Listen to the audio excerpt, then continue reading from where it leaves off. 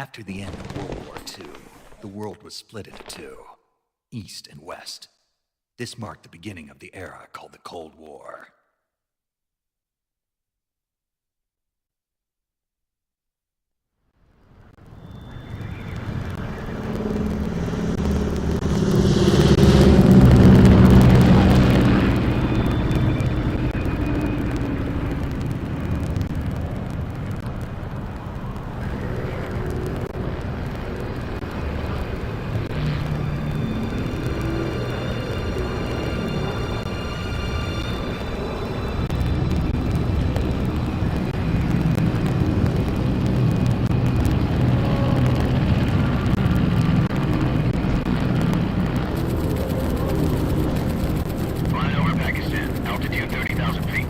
Approaching Soviet airspace. 20 minutes to drop off. Commencing internal depressurization. Equipment check. On main parachute. All right. You ready to go? Drop zone still showing a high pressure mass. Cav okay. Good. We've got high visibility.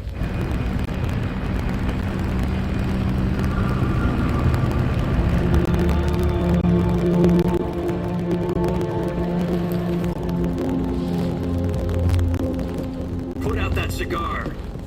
Connecting oxygen hose to interior connector. Put on your mask.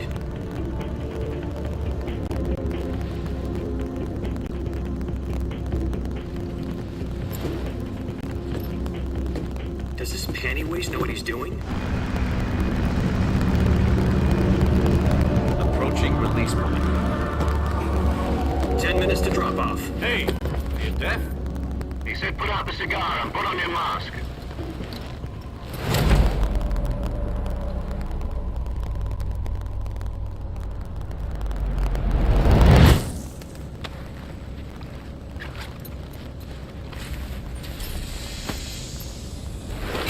Depressurization complete. Checking oxygen supply. 6 minutes to drop off. Opening rear hatch.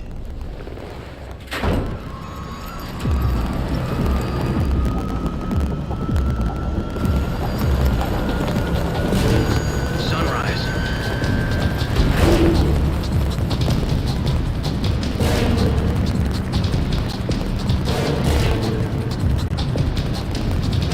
External temperature minus 46 degrees Celsius. 2 minutes to drop off. Stand up. You'll be falling at 130 miles per hour.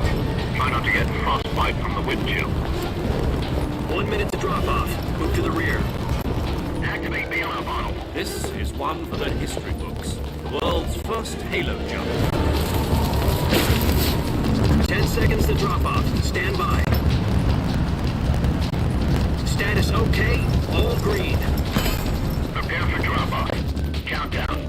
5, 4, 3, 2, 1. Spread your wings Good fly. God be with you.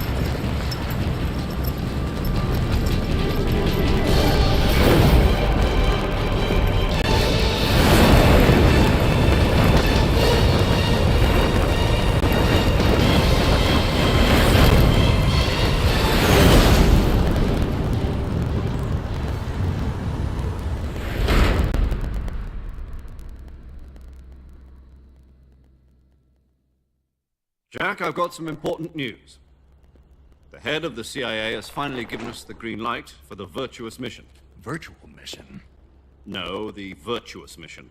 The future of our Fox unit depends on it. If it succeeds, we'll be officially organized into a unit. Virtuous mission? Sounds like some kind of initiation ritual. You know, don't get cocky. This isn't a training op. Right. So what exactly is this wonderful mission?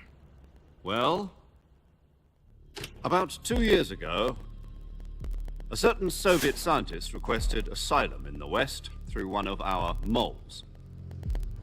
His name is Nikolai Stepanovich Sokolov. He's head of the OKB-754 Design Bureau, one of the Soviets' top-secret weapon research facilities, and the East's foremost expert on weapons development.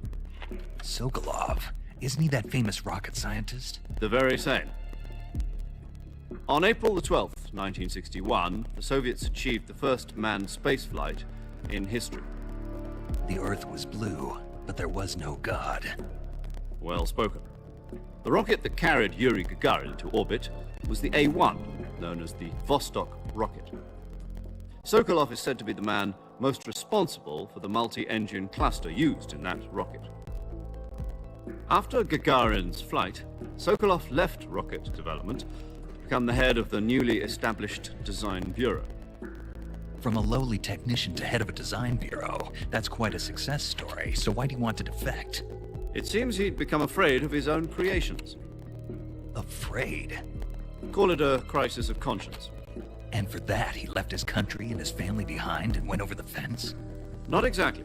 One of his conditions was that his family was also to be taken safely to the west. We used a mole to get the family out first, and succeeded in sneaking Sokolov over the Berlin Wall shortly afterwards. I was the one who conducted the operation.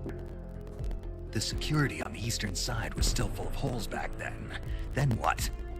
We got Sokolov over in one piece, but the whole ordeal had left him exhausted, and we checked him into a hospital in West Berlin. It took him 2 weeks and more than 600 miles to get from the research facility in the Soviet Union to Berlin. He was in no condition to say anything coherent. And it was only a week later that we had something much bigger on our hands. The Cuban Missile Crisis. October the 16th, 1962, President Kennedy received word that the Soviets were in the process of deploying intermediate-range ballistic missiles in Cuba. The President demanded that the Soviets dismantle and remove the missiles.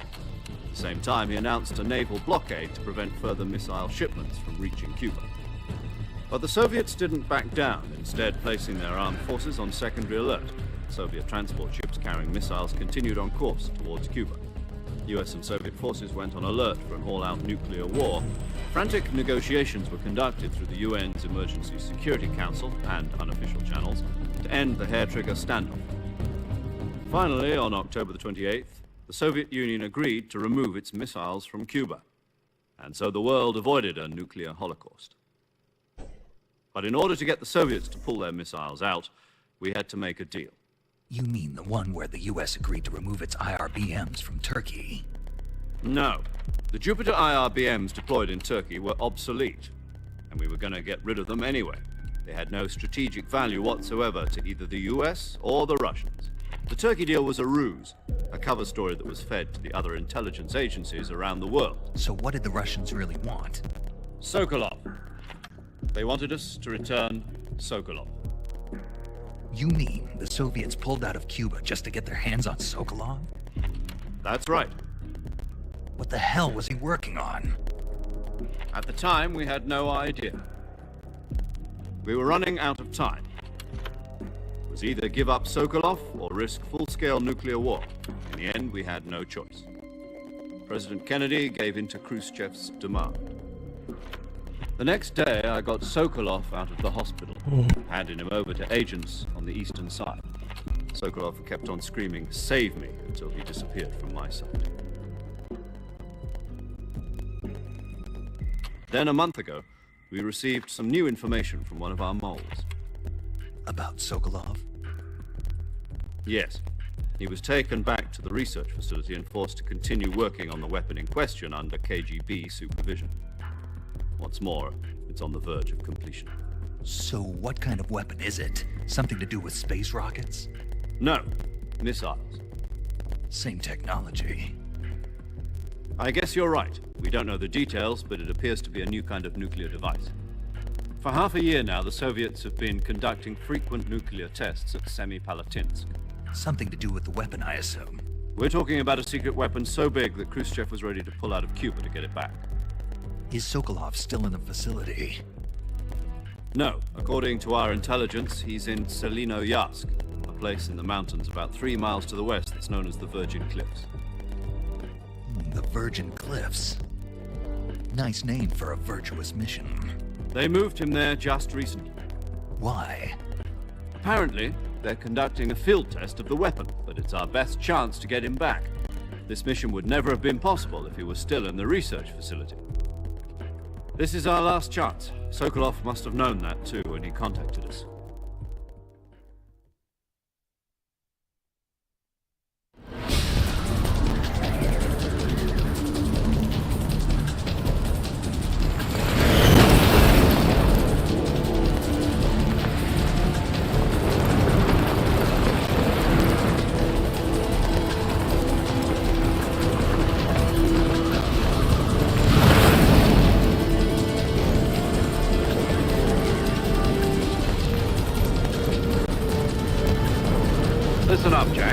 Your mission is to infiltrate Selino Yask in the Soviet mountains, ensure the safety of Sokolov, and bring him back to the west.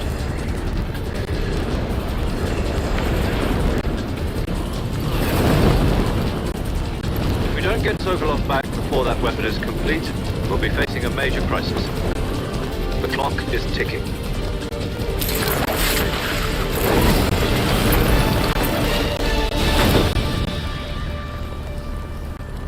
Once we've confirmed the rescue of Sokolov, stand by at the recovery point. A recovery balloon will be dropped at that point. Helium will be pumped into the balloon to inflate it. The process takes about 20 minutes. Once it's complete, the gunship's arm will latch onto the balloon and pull it up. The Fulton surface-to-air recovery system. I'm familiar with the theory. Take it easy. It's been combat proven. Do you think Sokolov is up to it? The shock will be less than during a parachute jump, and the arm can handle up to 500 pounds. So you're planning on going over the border in a single combat Talon? She's equipped with two 6-barrel 20mm Vulcan cannons, as well as two 40mm machine guns.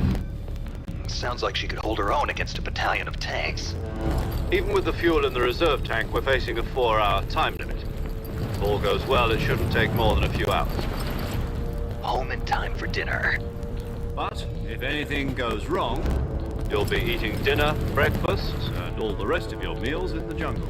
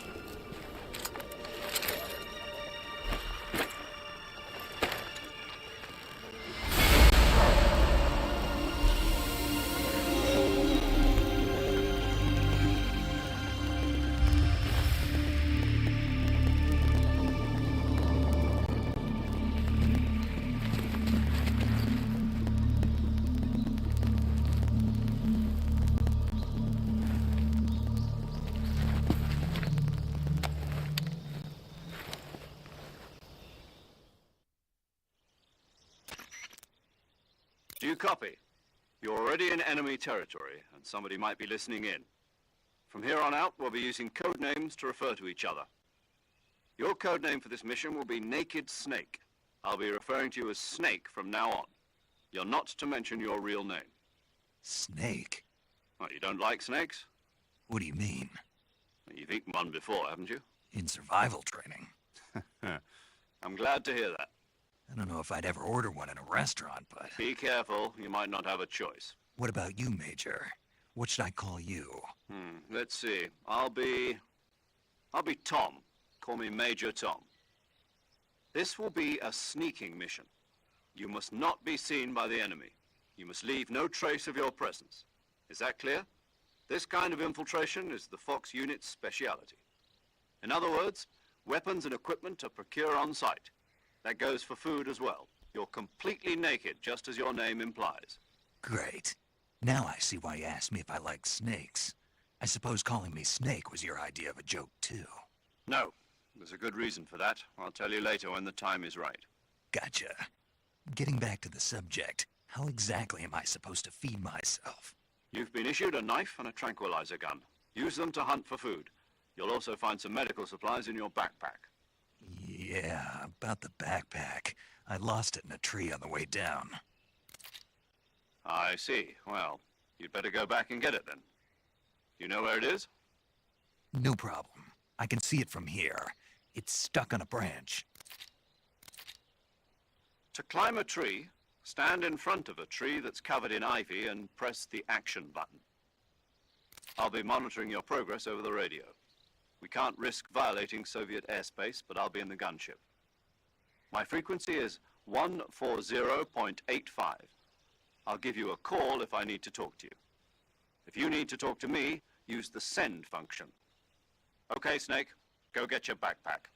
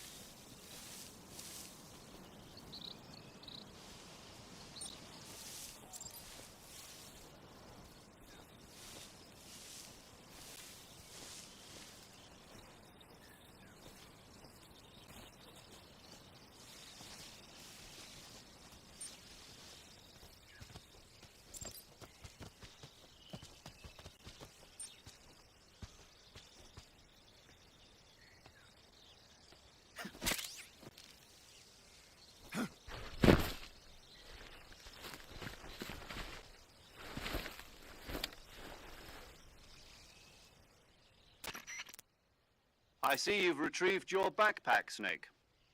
To equip a weapon, it's necessary to take it out of your backpack. In the survival viewer, choose Weapon from the backpack. Your available weapons will be displayed in a list on the screen. From that list, choose the weapon you want to equip and press the Enter button. For other equipped items, just do the same thing from Item. Got it. Use the survival viewer backpack. Yep, that's right. Survival is fundamental to this mission. After you've been out in the field for a while, your stamina will start to drop.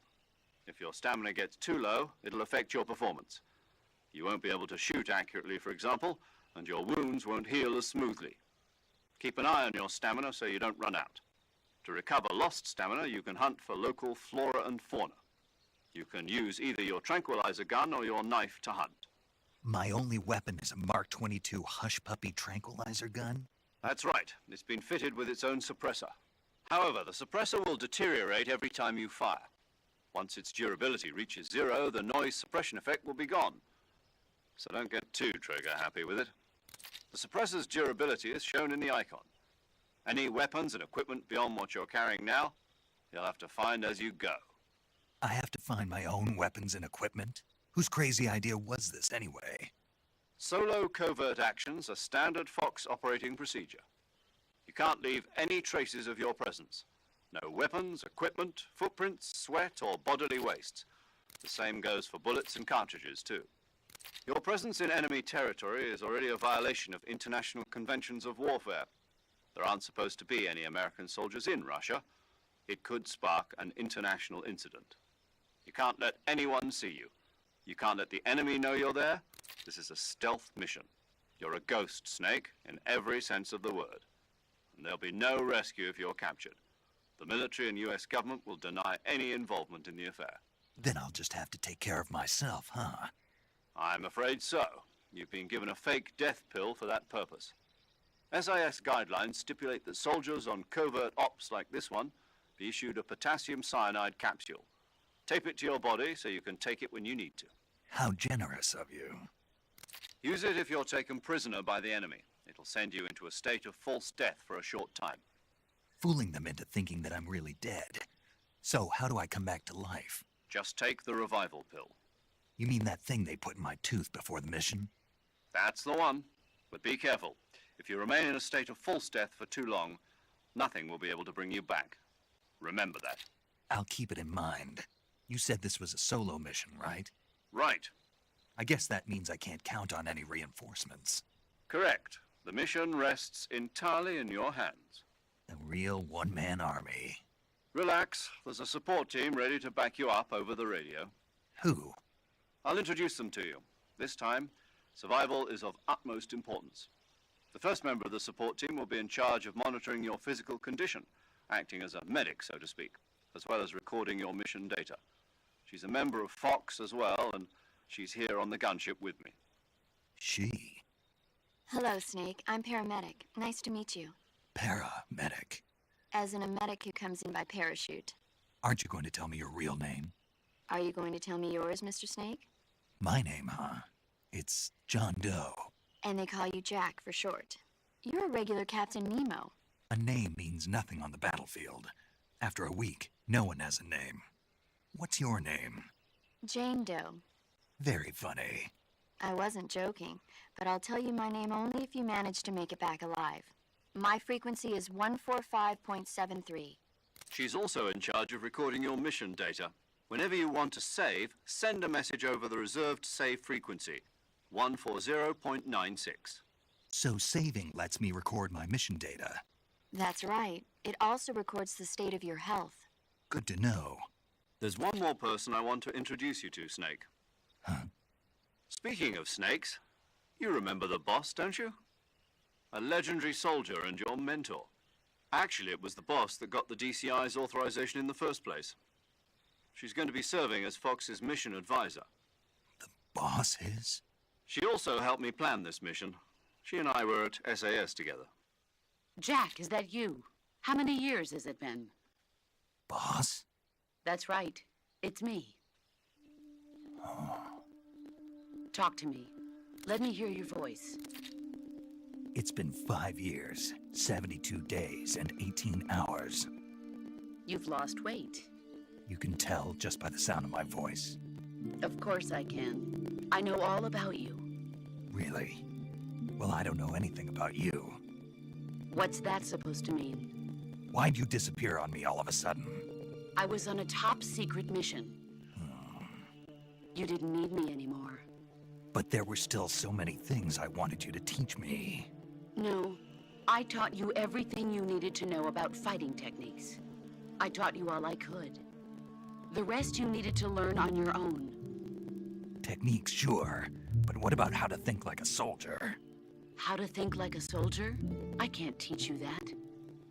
A soldier needs to be strong in spirit, body, and technique. And the only thing you can learn from someone else is technique. In fact, technique doesn't even matter. What's most important is spirit. Spirit and body are like two sides of a single coin. They're the same thing. I can't teach you how to think.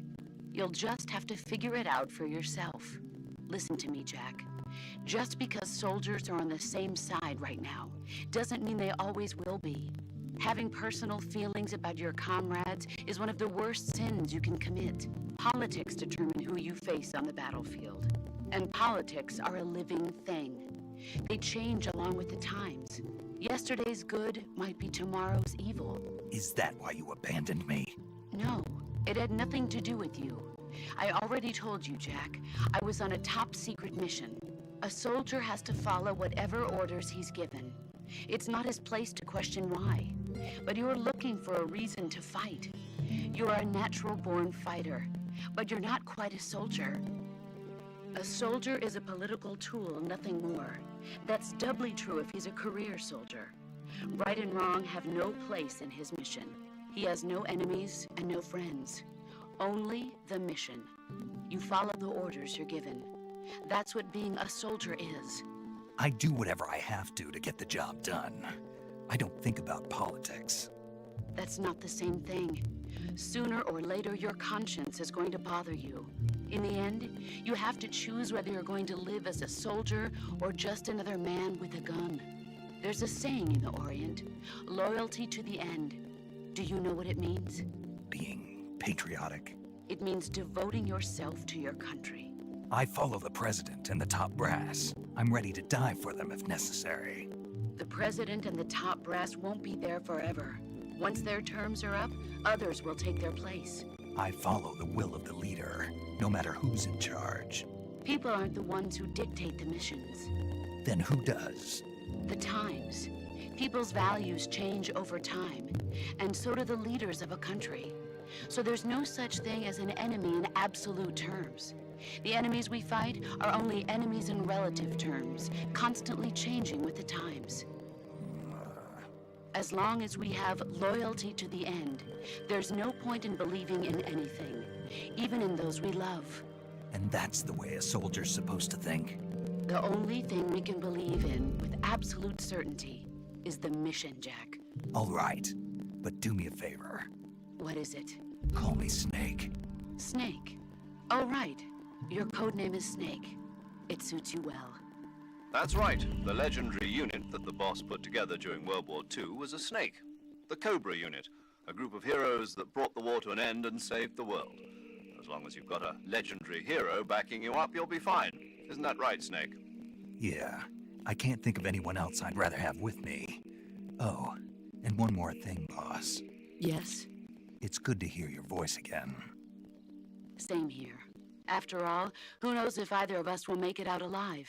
Snake, you are always best at urban warfare and infiltrating buildings. But this is the jungle. Survival is going to be key. Those CQC techniques I taught you are sure to come in handy. CQC? Close quarters combat, huh? I've been in the Green Berets for the past few years. I'm probably pretty rusty. Not to worry. I'll be here to help you remember. After all, this is your first actual survival mission. I'll be supporting you over the radio. Where are you, boss? Next to the Major? The boss is communicating with us by radio from aboard a Permit-class submarine in the Arctic Ocean. My frequency is 141.80. Call me if you need my advice on battle techniques. Gotcha. Your mission is to retrieve Dr. Sokolov. Dr. Sokolov is being held in an abandoned factory located to the north of your current position. Avoid heavy combat and don't let anyone see you. Don't forget that this is a stealth mission. Snake, try to remember some of the basics of CQC.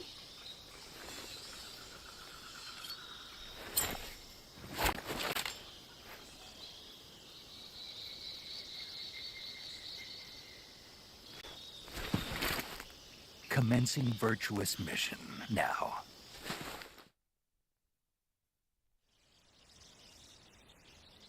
And that's where we're going to stop it off at here for today. Tune in next time and see what happens on Metal Gear Solid Delta. Dun dun dun dun dun dun dun dun.